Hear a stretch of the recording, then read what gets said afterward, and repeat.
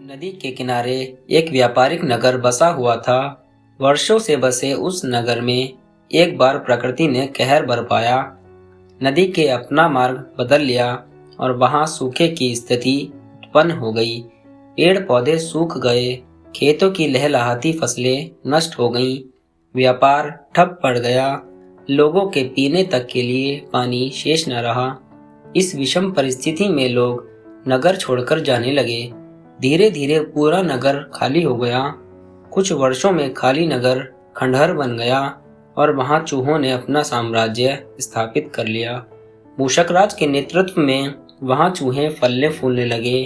भाग्यवश एक दिन वहां की धरती से एक जल स्रोत फूट पड़ा, जिसने कुछ वर्षों में जलाशय का रूप ले लिया। नगर से कुछ दूरी पर एक जंगल था, जहां अनगिनत हाथियों का वास था। राजा गजराज के राज में हाथियों का समूह सुखमय जीवन व्यतीत कर रहा था, किंतु एक समय वहां भी सूखा पड़ गया। पानी की कमी से हाथियों का जीवन दुष्कर हो गया। प्यास से उनकी जीवन लीला समाप्त होने लगी। चिंतित हाथी अपने राजा गजराज के पास गए और अन्यत्र प्रस्थान करने की प्रार्थना करने लगे। हाथी ने अपने मित्र चील को एक जल स्रोत की टोह लेने भेजा। चील ने वापस आकर सूचित किया कि खंडहर बन चुके नगर के दूसरी ओर एक जलाशय है। गजराज ने अपने दल सहित वहां जाने का निर्णय लिया। हाथियों का दल जब नगर से गुजरा तो वे चूहों के साम्राज्य से अनभिज्ञ थे। वे उनके बिलों को रौंदते हुए निकल गए।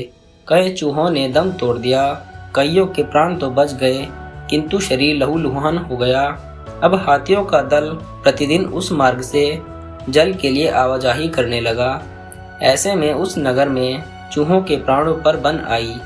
वे अपने राजा मूषकराज के पास गए। कोई चूहा नगर छोड़ना नहीं चाहता था। उन्होंने मूषकराज से प्रार्थना की कि वे गजराज से बात करें और उन्हें जलाशय में आने से मना करें। मूषकराज गजराज से मिलने पहुंचा। गजराज उस समय एक वृक्ष के नीचे विश्राम कर रहा था। मूषकराज एक विशाल पत्थर पर चढ़ गया और हाथ जोड़कर गजराज को संबोधित करते हुए बोला, गजराज, मैं चूहों का राजा मूषकराज हूँ, मेरा प्रणाम स्वीकार करें। गजराज ने उसके आने का प्रयोजन पूछा तो मूषकराज बोला, महाराज, मैं आपके पास एक निवेदन लेकर आया हूँ, कहो। गजराज बोला, खंडहर बन चुके नगर में हम चूहों की बस्ती है। वर्षों से हम वहाँ निवास करते आ रहे हैं। पिछले कुछ दिनों से आप लोगों के जलाशय की ओर से आवाजाही से आपके पैरों तले कुचले जाकर हमारे संपूर्ण वंश का नाश हो रहा है। मेरी आपसे प्रार्थना है कि आप जलाशय जाने का कोई नया मार्ग ढूंढ लें। गजराज भी एक उदार हृदय हाथी थे। वह बोला, मूषकराज, हमारे कारण आपको और आपकी प्रजा को कष्ट हुआ, इसके लिए मैं आपसे क्षमा चाहता हूँ। हम इससे अनभिज्ञ थे कि जलाशय के मार्ग में चूहों की बस्ती है और हमारे द्वारा अनर्थ हो रहा है। आप निश्चिंत रहें, हम अपना मार्ग परिवर्तित कर लेंगे।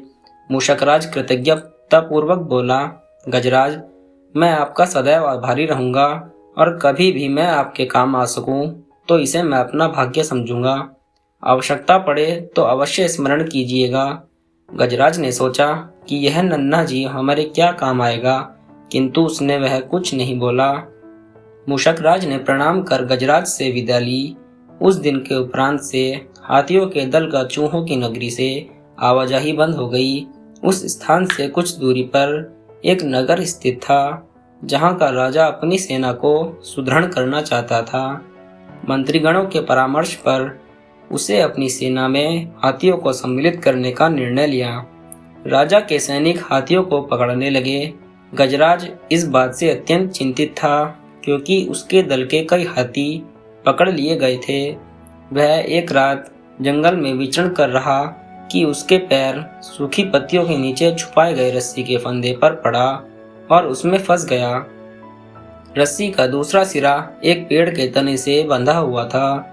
उसने खुद को छुड़ाने का बहुत प्रयास किया, किंतु असफल रहा।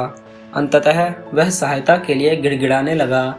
जिसने भी उसकी चिंगाड़ सुनी, वह इस भय के कारण उसके निकट नहीं आया कि वह भी किसी फंदे में फंस न जाए।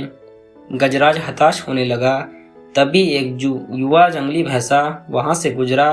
एक बार गड्ढे में गिर जाने पर उसे बाहर निकालकर गजराज ने उसकी सहायता की थी, इसलिए वह भैंसा गजराज का बहुत आदर करता था।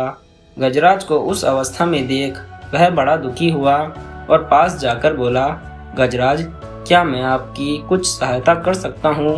गजराज बोला, तुम दौड़कर खंडहर नगरी जाओ, वहाँ चूहों की बस्ती है। चूहों के राजा मूषकराज को मेरे बारे में बताओ और सहायता मांगो।